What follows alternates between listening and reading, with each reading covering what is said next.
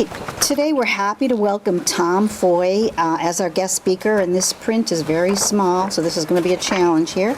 Tom was appointed to the Ludlow Police Department in 1987. He held a number of responsibilities to include being appointed as Sergeant in charge of the Detective Bureau for approximately 10 years, Operations Commander, Commander of the Special Response Team, Canine Unit Supervisor, Terrorism, Intelligence, and others. Tom was deputized by the FBI as a special federal officer and spent 3 years investigating narcotics and violent crimes while assigned to an FBI Safe Streets multi-jurisdictional task force before being promoted to lieutenant.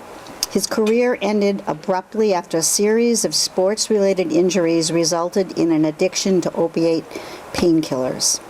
Tom holds a master's degree in criminal justice and is a graduate of the 219th session of the FBI National Academy.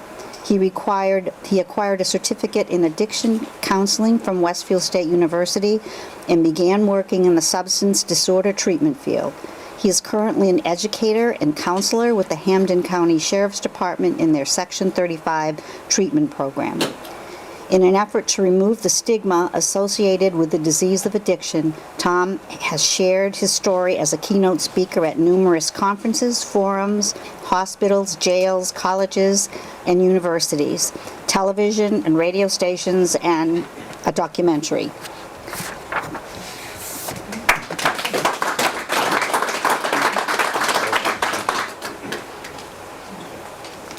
Can everybody see me okay? This is a unique experience, and I was given accolades just prior relative to my presentation. I have to say, I've been asked to speak in various places, but I've never been asked to sing before. I thought maybe after hearing me sing, no one would want to hear me speak. But, I just want to begin by saying a couple of things. First of which is that, as I've encountered this journey, and I've had this tremendous opportunity to pick up these nuggets, these golden nuggets of knowledge and information and wealth, it's probably grown to a point where my presentation is normally about 50 minutes to an hour long. So I'm going to do the best I can to condense this, but keep it poignant and effective for you, with my goal being ultimately to remove the stigma. I'll begin by saying too that this isn't necessarily an easy task for me. Although I take on this endeavor, and I've done so repeatedly, because I do feel that there's a plan in all this. When Joanne asked me what I call this presentation, that is really one of the most difficult things I've had to do, is come up with a phrase that can accurately describe what I feel this presentation is about. And really, for just lack of a better description or phrase, I simply call it the speech I was never supposed to give. Because, in looking back, how do you put a label or a title on something that was never supposed to happen, right? How do you put a label or a title on something that's just completely unexplained? But what I've learned is that life will certainly throw you some curveballs. And then the question is, do you keep swinging, or what do you do with that? And what makes this difficult is I have had many opportunities to stand at a podium or lectern and provide information to people at conferences and forums, academies, and that was in my prior career. But what separates that from a presentation like today is today I speak to you guys under a new title, right? A title that I acquired, as you will hear about in this journey and in this story, right? A title where I go to rooms and meetings in which I can heal and get better, and I introduce myself under that title. I say, "Hi, my name is Tom, and I'm a drug addict." And when I say that, it certainly begs the question, how in the hell did I get here, man? How in the hell did I get here? Because as I said in the beginning, this is not supposed to be my story. I'm not supposed to be the guy who's standing here talking about this. I had other hopes and aspirations and things that I wanted to accomplish in life. And I'm lucky, though, right? Because as I ask that question, I've had the opportunity to ask that question from a couple of different contexts, right? I can stand here today and say, man, how in the hell did I get here? And I can smile today from the perspective of gratitude. But there was a time about 5.5 years ago where I was laying in a bed in detox. And that context in which I had asked myself that question was much different, right? I was thinking, how in the hell did I get here, man? How in the hell did I get here from a position of despair and despondency? And as I laid in that bed that day, I remember rewinding that tape, right? Sort of hyper rewinding that tape to where it all began. And I came from a good family. I came from a good background. You know, my parents are still married today. My father was involved in church. He got us to Sunday school, and he wanted us to get good grades. And my mother was, motivating, and we did great things together as a family. My father was in the military. He wasn't an officer. He was an enlisted guy. But nonetheless, I was very proud of my father's service. My father's service to his country and to other people, and that appealed to me as a young person. I aspired to be a police officer someday. And I remember being in the 2nd grade, and we were doing a job fair, and I went to the police station. I was able to get a police hat and a billy club. I guess it was okay to give out billy clubs to kids in those days. But that's what I wanted to be. I wanted to be a police officer. And as I grew, I later also considered an opportunity or a career in the military, like my father. There was a Special Forces branch of the Air Force that I had considered encountering or enlisting in, and my father wanted me to go to college. I was a little bit resistant to that. We went back and forth, but I did. I went to school. I got a bachelor's degree. Then I eventually got a master's degree, and I had taken the civil service exam, and I was appointed to the Ludlow Police Department at a young age. And after just a couple of years of service there, I was appointed to the Detective Bureau. And my career grew. I was appointed to the rank of sergeant at a young age. I think I was one of the youngest appointees to the rank of sergeant. And then based on some work that I was doing relative to gangs and gang-related investigations, the FBI had taken notice of that and actually had recruited me to be a part of a task force. So during that time period, I attended an FBI National Academy in Quantico, Virginia for 11 weeks. It's a very prestigious, highly selective law enforcement management school I was proud to be a part of for recruits from all over the world, not just nationally. I served the FBI in a special federal task force for about 3 years investigating narcotics and violent crimes. And I was in charge of my detective bureau, my police department for about 10 years.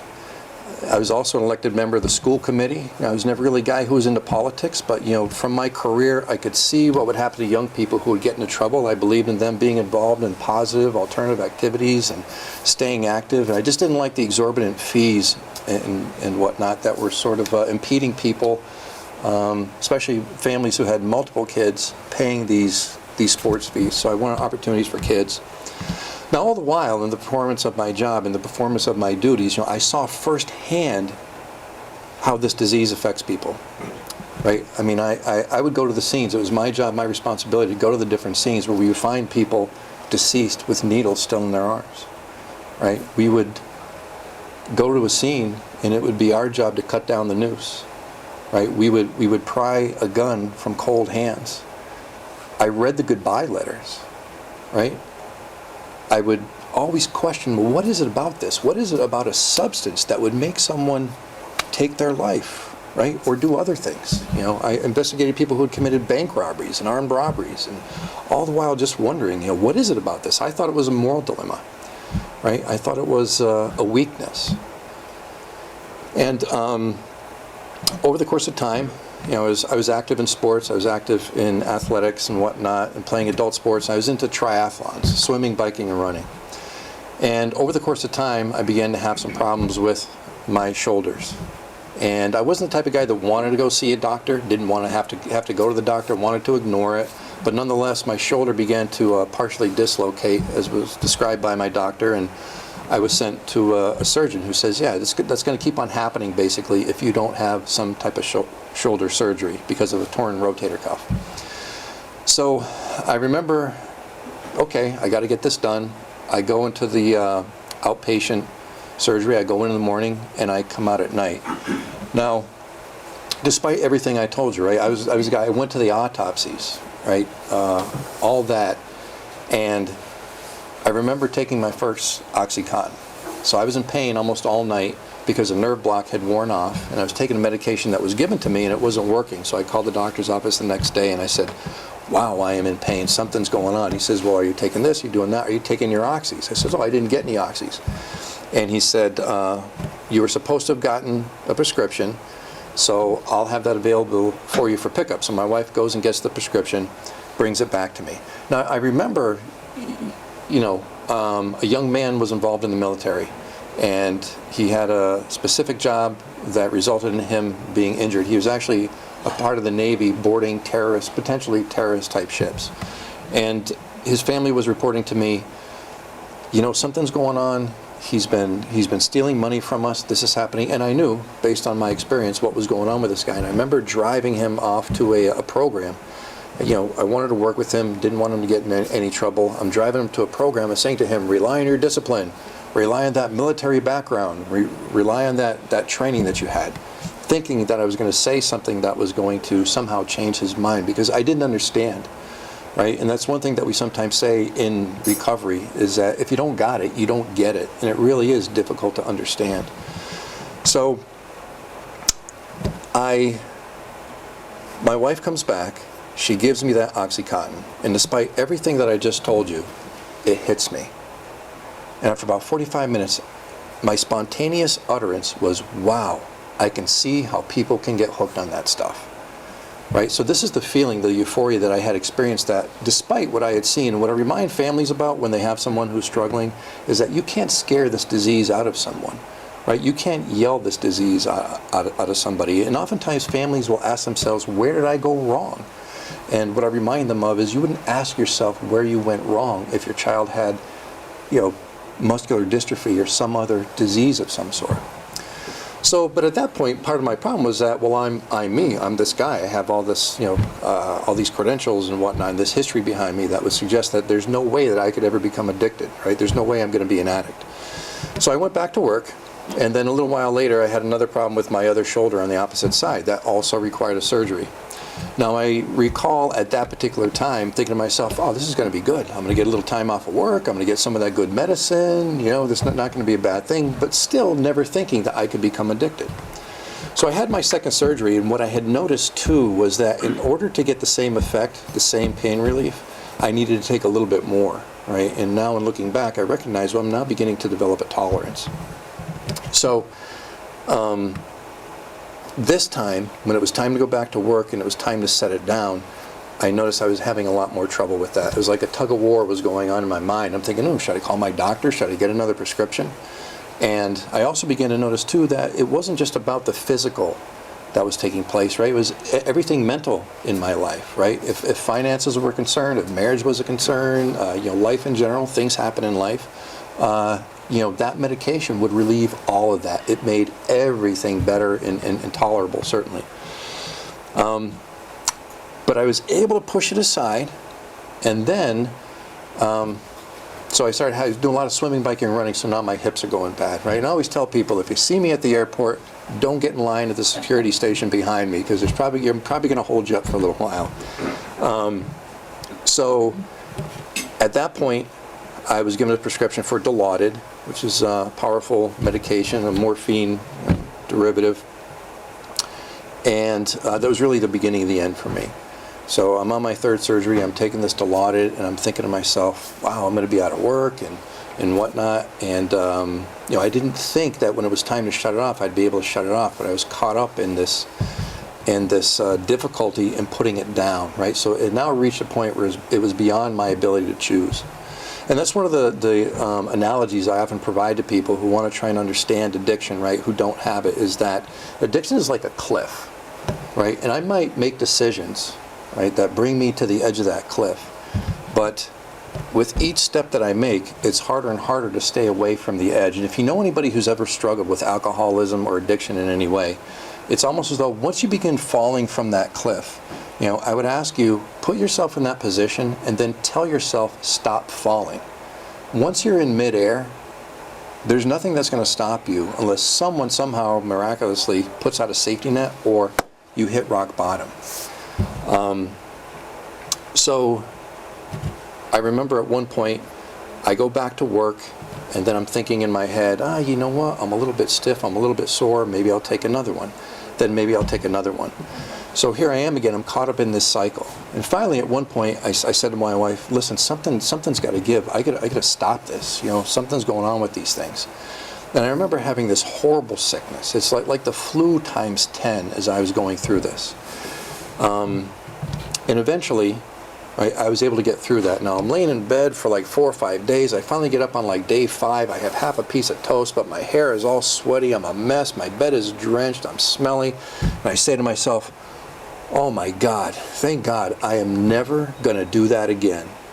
I am never going to do that again. And for any addict, those are usually the addict's famous last words, right? I'll never do that again. I think I got this. But see, I knew nothing about relapse at that point, right? I didn't know, as we say in recovery, that you can't take a pickle and turn it back into a cucumber, right? This is a chronic disease that wants you dead. It follows you, it chases you. It's something that you have to treat for the rest of your life.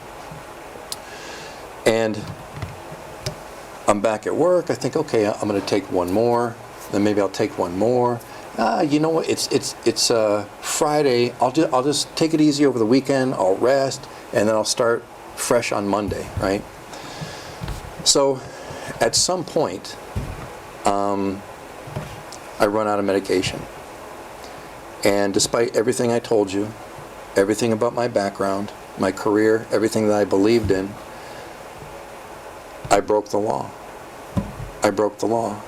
As I'm running out and I'm beginning to get sick again, I basically had a pharmacy at my disposal. And that pharmacy was the evidence room. And I went in one time, and I came out, and I had what I wanted, and I thought to myself, oh my God, what are you doing? What are you doing? What are you doing? I'll never do that again. I'll never do that again. And the next day, I'm back at it again. And someone would say, well, someone once questioned me, he says, well, Tom, why didn't you just take it all at one time? I didn't take it all at once because every day was my last day, right? Every addict that you may know or alcoholic that you may know will probably tell you, this is my last day, I'm done, I'm done. After this, this is it. Or maybe that's what they're thinking in their own minds, but it's continuous, it's ongoing.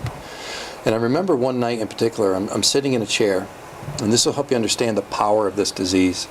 I'm sitting in my chair, and my experience had taught me that I could crush my Dilaudid and it would enhance the feeling from them. And I would go into this small bathroom on my first floor, and I think for some reason, because it was tight and confined, I felt like, you know, God can't see me in this bathroom, or nobody can see me. So I crush a pill on the bathroom counter, and for some reason I happen to just look up and glance in the mirror.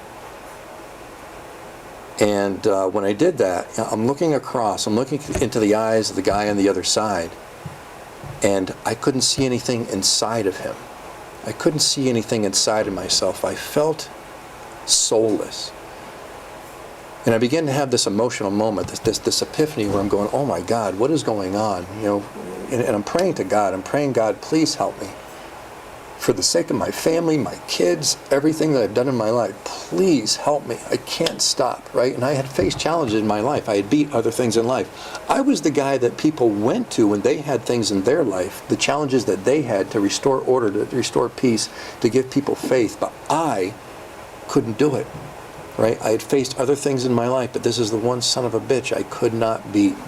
And I remember I turned on the sink, and I brushed it in, and I brushed the pill into the sink, and it runs down the drain. And I told myself, "That's it. I'm never doing this again. I'm never doing this again." And I go back and I sit in the chair. Now, addiction is like a fan. Each fan has a label on it, right? And the label says something different. I want this. Go get it. I need it now. Well, you can stop tonight. You've got one more in your pocket. You can do this tomorrow, right? All these thoughts begin to spin and spin, and the speed of that fan blade increases to the point where it's really now a turbine. And despite having had this emotional epiphany, I'm in tears. You know, I'm thinking about my family that means everything to me. I couldn't stop. An hour later, I'm back in that same bathroom, and I'm snorting that pill. And what I tell people is that, you know, whatever you folks believe, I have a belief, you know, I tell folks that God does answer prayers. He just doesn't answer them the way that we necessarily want them to. Because the angels that he sent to rescue me were state police investigators with the Attorney General's office. And I was sitting in my office as lieutenant in the Ludlow Police Department, and suddenly one morning the door comes open.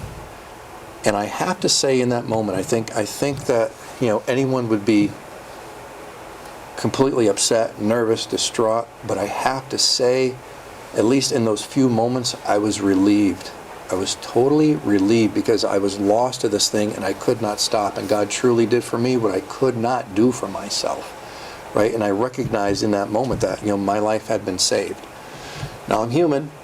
My emotions went to hell in a handbasket after that. I was plastered all over the news and all this stuff, and that's where eventually over the course of time I wound up in that bed in detox. So, over the course of time, I was, indicted by a grand jury. I was awaiting trial, and I was working a program of recovery, and eventually, I'm working my AA program, I'm going to therapy and treatment and all this stuff, and I'm thinking, okay, I'm going to be okay, this is going to be all right. And I thought, well, the judge must not have been to AA, because, when she hit the gavel, I was sentenced to 2 years in jail. And I went to jail. And that was a pretty uncomfortable place. But I'll say this, it's an experience that, as uncomfortable as it was, I'll never take it back. I think what I learned from that experience is you cannot see the value in something as painful as it may be. And I've learned the phrase that pain is our admission price for our ticket to success. And having had that experience, it's put me in a position to be able to help other people. So I got out of jail, I went back to school, I received my credentials in drug and alcohol counseling, I began working in the treatment field.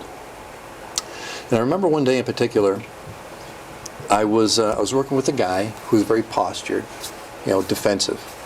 And he wasn't going to allow me to, sort of penetrate this barrier that he had put up until I'm asking some questions about history, right? So we're doing some historical stuff, and he mentions incarceration. And I acknowledged in some fashion that I understood what he was talking about. He's like, "What are you talking about? You don't know me." I said, "All right, maybe I don't." He says, "You ever been to jail?" I think he thought I was going to say no, and I says, "Yeah, I've been to jail." He goes, "You don't look like a guy that's been to jail." I said, "Well, what's a guy who's been to jail supposed to look like?" Right? Just like, what is an addict or an alcoholic supposed to look like, right? So I remember he had left this treatment program. He and I had this great rapport, this great relationship, and he left and he had moved on. And I remember at one point, I see him in the gym, like months down the road, right? So I'm in the gym and I see him, he's bright, he's happy. And, I go running up to him and we're hugging it out, right? You usually don't see a couple guys hugging in the gym, but that's okay. And, and I didn't care. I was just so happy for him that he was doing okay. And he thanked me.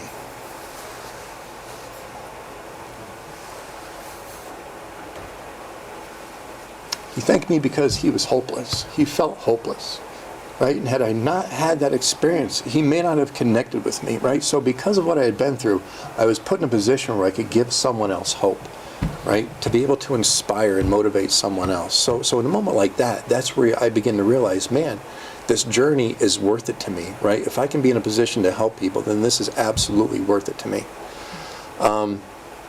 So I continued on.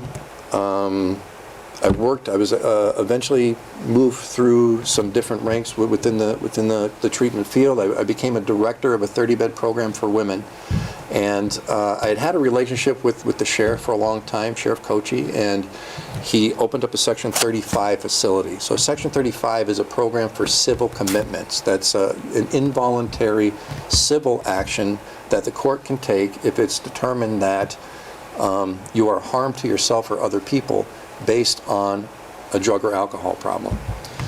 Which means too, right, that we're not getting people who decide that they want treatment, right? They go in front of the courts because they're very much in denial and they're very resistant to that. But the way I look at it is how awesome is that, right? How in the hell did I get here? When I look at it from that perspective, is I'm exactly where I need to be, right? And I'm now a proud employee of the Hampden County Sheriff's Department, and that's satisfying in a lot of ways. I feel as though I've come full circle. And something, my ability to help people has been magnified tenfold based on this experience. And it's not easy work, man. We're in the trenches, trying to help facilitate change and move people through the stages of change and see where they're at and recognize and want to change and take those suggestions. It's a difficult thing to do. And I leave there stressed a lot of days, but I also leave there with a sense of joy, tremendous joy. When I see people leave and they want to shake hands or hug and say thank you, and when I look at it from that perspective, that's where I begin to say that just maybe this is the speech that I was supposed to give. So I'll wrap up with that. Thank you, folks.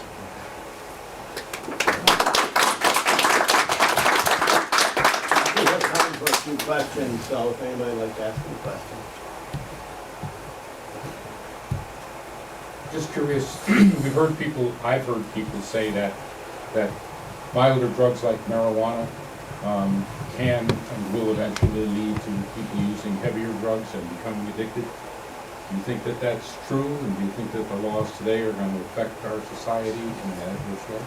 I think this. I never believed that it was a disease. I thought it was a moral issue, an issue of desire, whatnot. But I've come to see that there are a couple of contributing factors to whether or not a person becomes an addict, right? So there's the physical component, and then there's also the psychological piece. I think some people are just genetically predisposed to becoming addicts, regardless of what it is.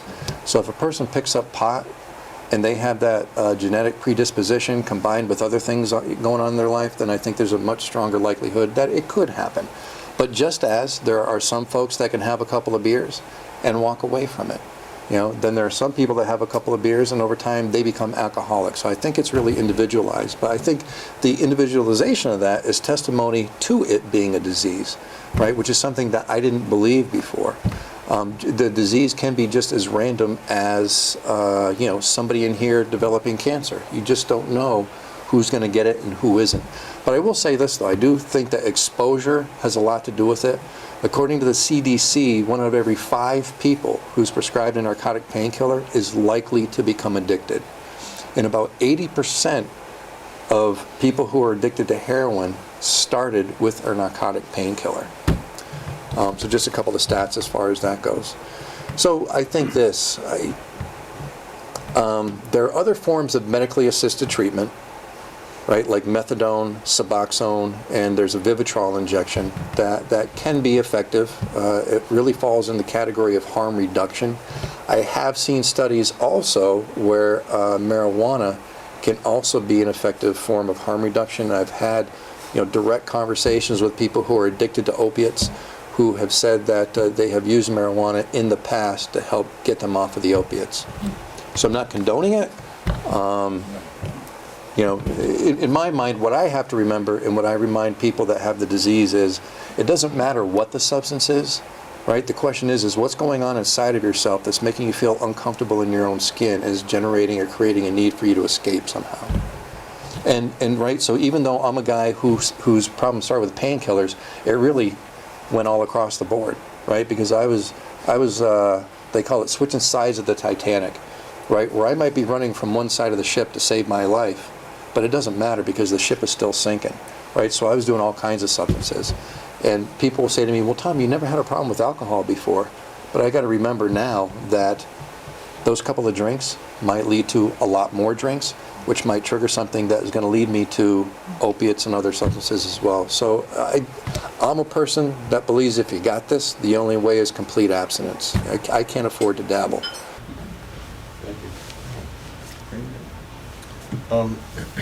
This is not a loaded question, but it could be, maybe a brief answer. How are we really doing on the war against all these problems? Well, I think this. I think the first thing to do is stop labeling it. And I'm not saying that that's your label. That's a label that has been attached to this for an extended period of time. Although I see that as we try and remove the stigma, that's become minimal. But this war is one.